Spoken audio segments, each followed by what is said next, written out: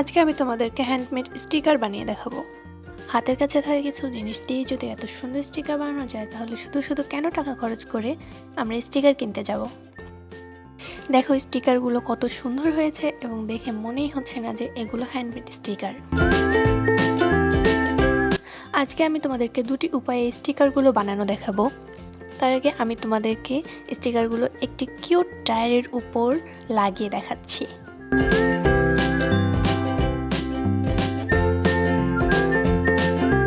প্রথম পদ্ধতিটি হলো আমি স্টিকার প্রিন্ট করে নিয়েছি, আর দ্বিতীয় পদ্ধতিটি হলো তোমরা যারা ভালো আর্ট পারো তারা স্টিকারগুলো আর্ট করে নিতে পারো। তোমরা গুগলে কাওয়াই প্রিন্টেবল স্টিকার লিখে সার্চ করবে। এখান থেকে আমার দেখানো ওয়েতে এভাবে স্টিকারগুলো আর্ট করে নিতে পারো। আমি যেহেতু আর্ট পারি না, তাই আমি স্টিকার প্রিন্ট করে নিয়েছি। আমার কাছে আঁকা আঁকি তেমন ভালো লাগে না, বিরক্তিকর একটা কাজ, তাই আমি এগুলো প্রিন্ট করে নিয়েছি। তোমরা যারা ভালো আঁকা আঁকি পারো তারা আর্ট করে নিতে পারো। এবার এই প্রিন্ট করা স্টিকারগুলোকে আমি একটি কাঁচির সাহায্যে কেটে নিব।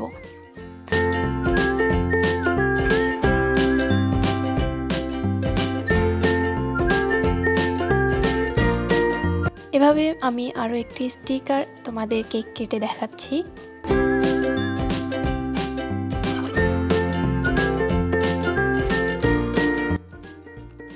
আমি অফ ক্যামেরায় আমার সবগুলো স্টিকার কেটে নিয়েছি। অন ক্যামেরায় দেখালে সময় বেশি লাগবে, তোমরা আবার বোর হয়ে না আমার ভিডিও থেকে লিভ নিয়ে নাও।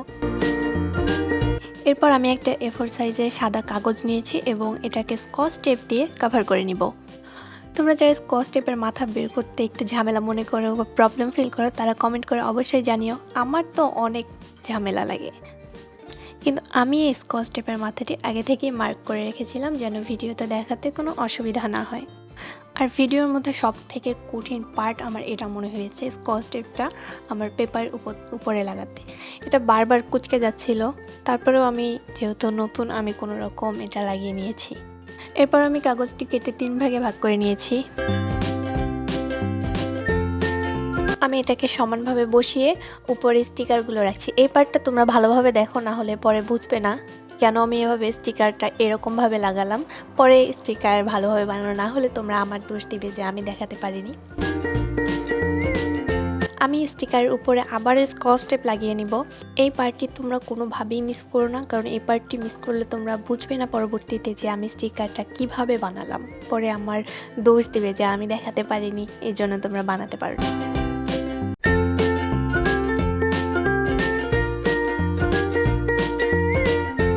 টেপ লাগানো শেষ হয়ে গেলে আমি একে একে স্টিকারগুলোকে আবারও কাট করে নিব।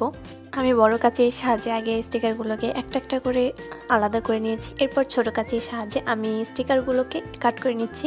সাইডে একটু সাদা পেপার বাড়তি রেখে কাট করব। আর কেন এটা করছি এটা তোমরা একটু পরেই জানতে পারবে।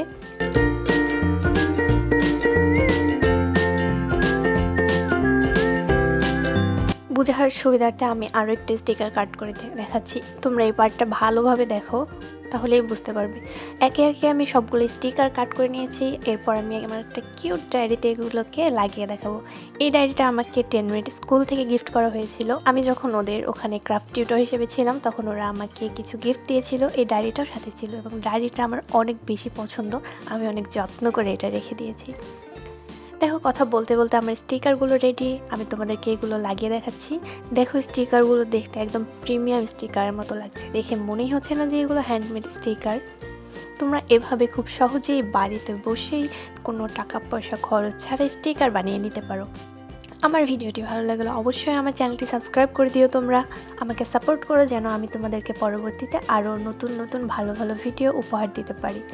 নেক্সট ভিডিও আসা পর্যন্ত আমার সাথেই থেকো। ধন্যবাদ সবাইকে।